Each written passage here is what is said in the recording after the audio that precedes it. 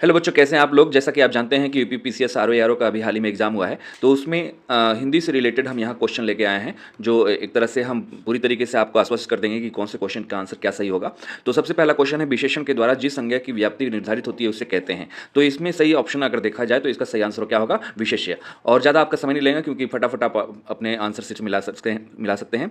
और द्रौपदी का प्रवाची नहीं है, तो यहाँ पे प्रवाची नहीं है पूछा है किसका, द्रौपदी का। तो इसमें चारों जो ऑप्शन है, इसमें ज्ञान सेनी, सौरेंद्री और कृष्णा, ये तीनों ही प्रवाची हैं किसकी, द्रौपदी की। और पंचाल इसमें प्रवाची नहीं होता है। अगर ये पंचाली हो जाता तब ये सही आंसर हो जाता, लेकिन पंचाली नहीं है, पंचाल है, तो इसका सही आंसर क्या होगा, ये ए होगा। ठीक है। उच्छिष्ट का उपयुक्त विपरार्थक शब्द की अगर बात करें तो इन चार ऑप्शन में से सही आंसर क्या होगा, अनुच्छिष्ट होगा, ये याद रखिएगा। और समास शब्द का विलोम होता है क्या, तो बहुत लोग कंफ्यूज हो जाते हैं कि संधि और समास एक दूसरे के विपरार्थक हैं, लेकिन ऐसा नहीं है, दोनों एक तरह से समानार्थक हैं। इसका सही आंसर क्या होगा, व्यास होगा।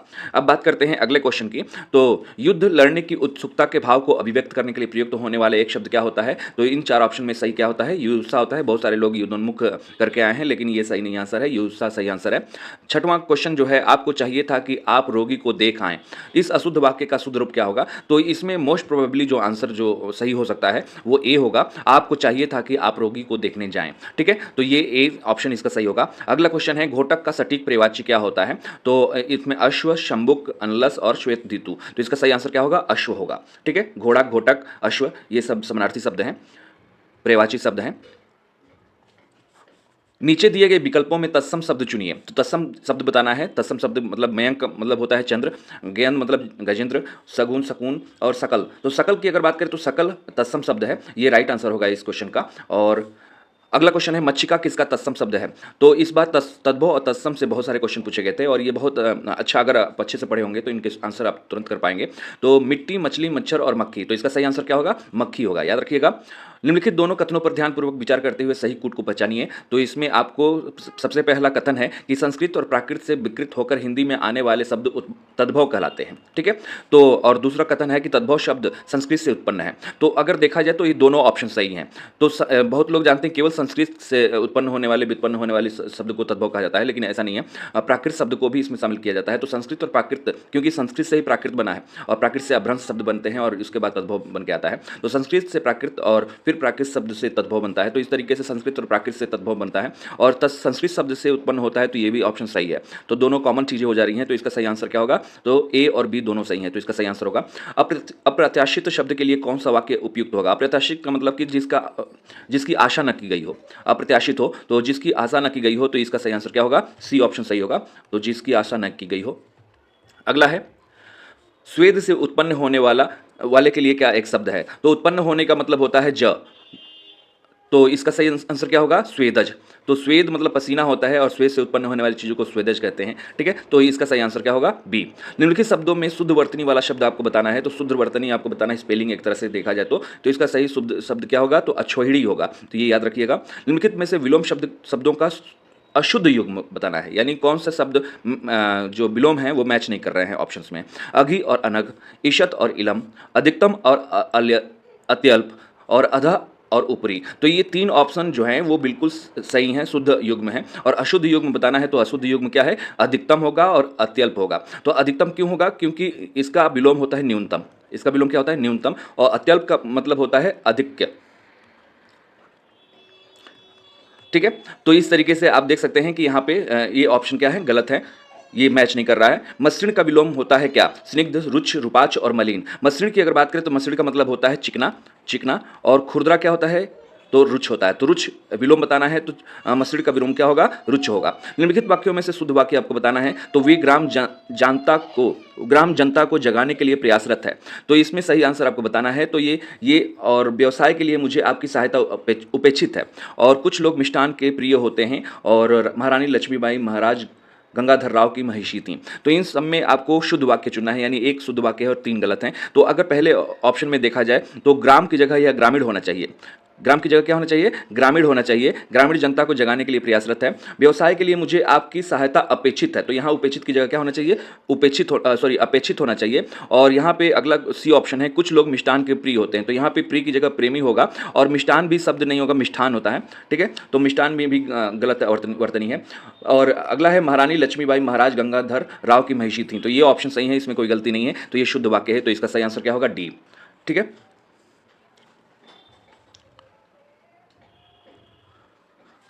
अगला है, निम्नलिखित में से कौन सा तत्सम तद्भव युग्म त्रुटिपूर्ण है, तो आपको बताना है कि इसमें से कौन सा त्रुटिपूर्ण है, मैच नहीं कर रहा है तद्भव तत्सम में। तो जगजाल जंजाल बिल्कुल सही है, और पीपल्स बिल्कुल सही है, करकट केकड़ा बिल्कुल सही है। तो इसमें से गलत क्या है, तो फूल और फुलिया है, तो फूल का फूल हो जाएगा। अगर यहाँ पे फुलिया की जगह फूल होता तो ये सही हो जाता।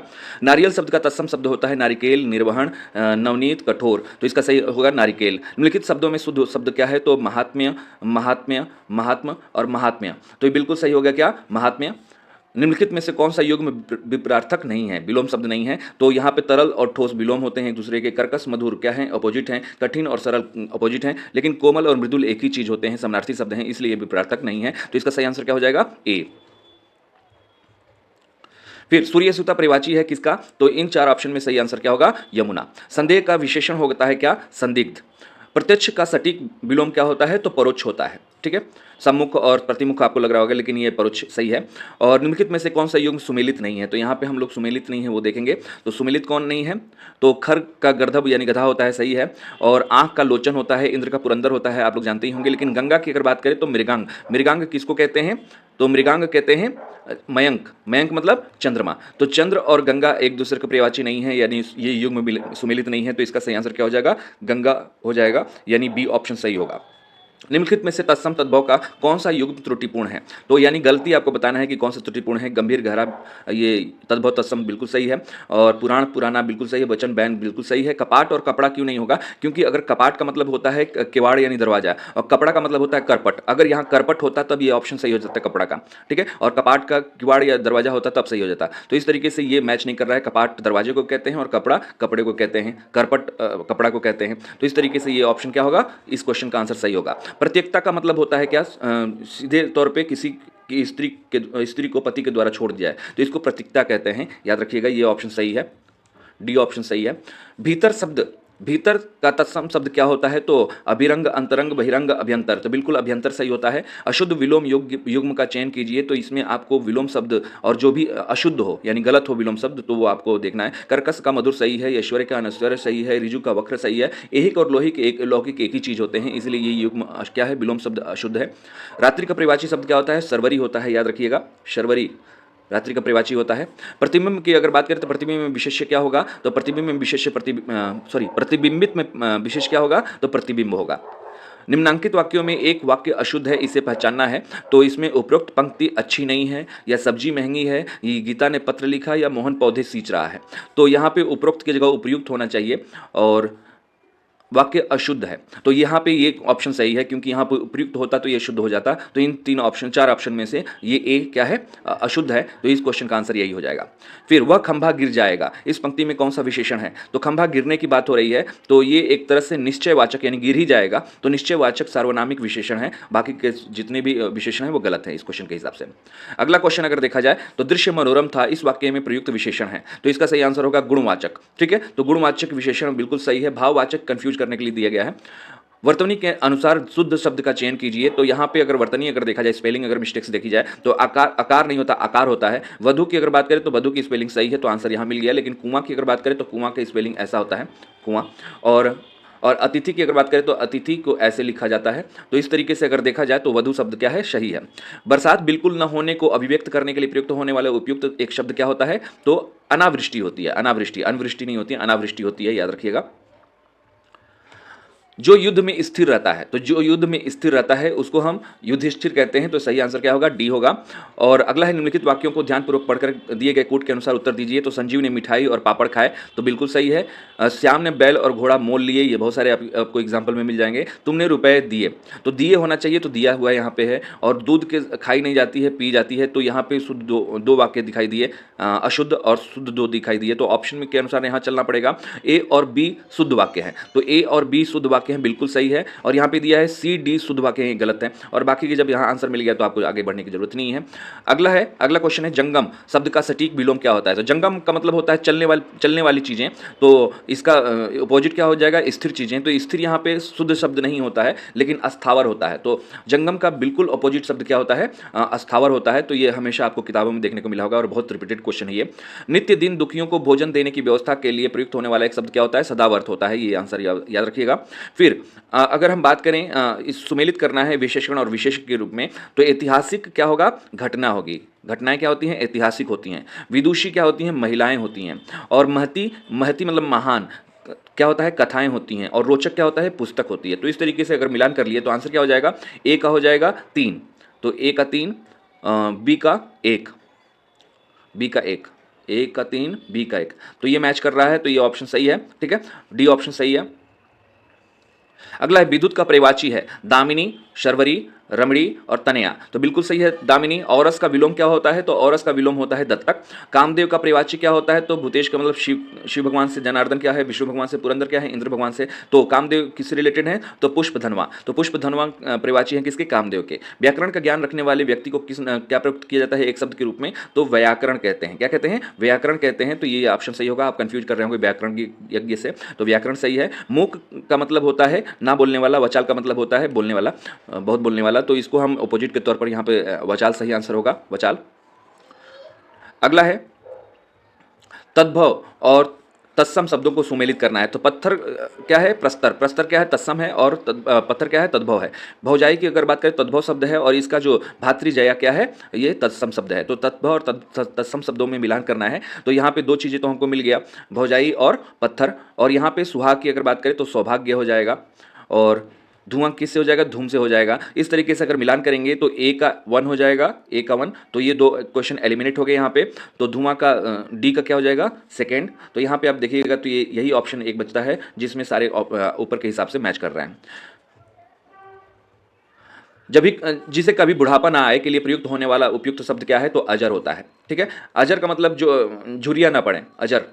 ठीक है, झुर्रियाँ, जुर जर अजर, तो झुर्रियाँ ना पड़ें यानी बुढ़ापा ना आए। और अमर का मतलब होता है कभी मृत्यु ना आए। तो अजर अमर इसलिए कहा जाता है, तो बुढ़ापा नहीं होगा ना मरेगा, तो इसलिए अजर अमर शब्द का इस्तेमाल किया जाता है। तो अजर का मतलब होता है कभी बुढ़ापा ना आए, तो इसका सही आंसर क्या होगा, डी। अहि का मतलब होता है पर्यायवाची शब्द क्या है, तो सर्प होता है। निम्नलिखित में से आवृत्तवाचक विशेषण क्या है, मतलब रिपीटेशन हो, पीरियोडिसिटी हो, आवर्त काल में वो कोई चीज़ रिपीट हो। तो 3 गुना मतलब 1 का 3 बार, 4 गुना का मतलब कि 1 का 4 बार, और 2 गुना का मतलब 1 का 2 बार, यानी रिपीटेशन हो रहा है। लेकिन सब कुछ में रिपीटेशन नहीं हो रहा है, यानी सभी चीज़ आ रही हैं।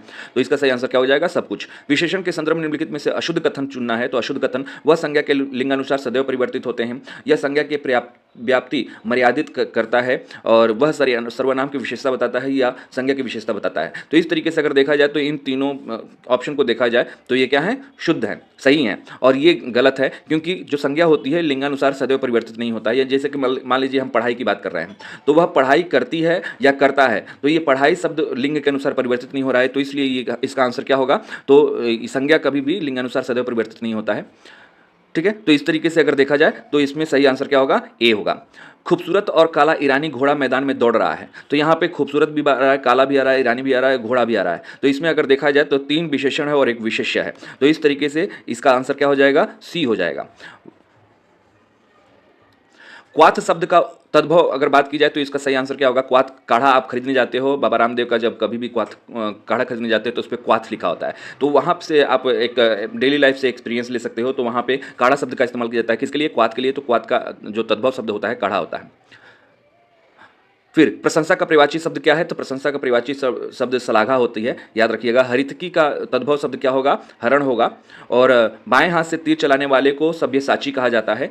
और जो किसी कार्य के संपादन में मनोयोग पूर्व लगा हुआ हो, और इस वाक्यांश के लिए प्रयुक्त होने वाला शब्द क्या कहलाएगा, तो दत्तचित्त कहलाएगा, इसका सही आंसर होगा। और फिर अवसाद शब्द का विलोम क्या होता है, तो अवसाद मतलब होता है डिप्रेशन, और इसका मतलब होता है उल्लास मतलब खुशी। और विशेषण की विशेषता बताने वाले शब्द को क्या कहते हैं, तो विशेषण की विशेषता बताने वाले को प्रविशेषण कहते हैं। तो इसका सही आंसर प्रविशेषण होगा। निम्नलिखित में से अवनी का सही पर्यायवाची शब्द क्या होता है, तो अवनी का पर्यायवाची शब्द आपको बताना है, कमेंट बॉक्स में बता सकते हैं। तो निम्नलिखित में से शुद्ध वर्तनी वाला शब्द है, तो इसका सही आंसर क्या हो जाएगा, अनुग्रहित हो जाएगा। वैसे अगर देखा जाए तो अवनी का जो पर्यायवाची शब्द होता है क्या होता है, अचला होता है। ठीक है, तो आज का सेशन बस ये समाप्त होता है। आप अपने सारे क्वेश्चन मिला सकते हैं और बहुत बहुत धन्यवाद। और चैनल को सब्सक्राइब करना ना भूलें और दूसरों से शेयर करना ना भूलें। और हमारी क्लास लाइव क्लास होती रहती है, तो आप उसको अटेंड जरूर करें। बहुत बहुत धन्यवाद। Thank you.